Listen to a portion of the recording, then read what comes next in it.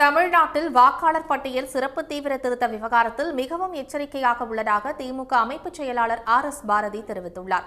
Sun நியூஸுக்கு பேட்டியளித்த அவர், தேர்தல் ஆணையம் புதிதாக கொண்டு வந்த நோ மேப்பிங் என்ற முறை குறித்து விளக்கமளிக்கவில்லை எனவும் கூறியுள்ளார். தேர்தல் கமிஷன் 85 லட்சம் வாக்குகளை எடுத்திருக்கிறதா சொல்கிறாங்க.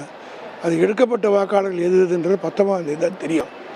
அதுக்கு பிறகு தான் நாங்கள் மாற்று வழி என்னன்றதை அதை பார்த்த பிறகு தான், டிராஃப்டை பார்த்த பிறகு தான் சொல்ல முடியும். அதாவது ஓட்டு குறைஞ்சிருக்கு, ஆனால் பூத்தை இன்க்ரீஸ் பண்ணுறாங்க. இதுக்குரிய விளக்கம் என்னன்றது ஒன்றும் தெளிவாக தெரியல. இதில் ரொம்ப எச்சரிக்கையாக இருக்க வேண்டியதை நோ மேப்பிங்னு ஒரு வார்த்தை சேர்த்துருக்கோம். இந்த நோ மேப்பிங்கில் தான் இன்னும் மோசடி பண்ணுவாங்கன்னு தெரியல.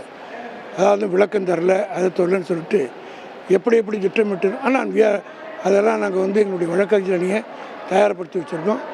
ஒரு உண்மையான வாக்காளருடைய கூட நீக்கப்படாத அளவுக்கு எல்லா ஸ்டெப்பும் எடுப்பதற்கு. உடனுக்குடன் செய்திகளை தெரிந்து கொள்ள சன் நியூஸ் பெல் ஐகானை கிளிக் பண்ணுங்க.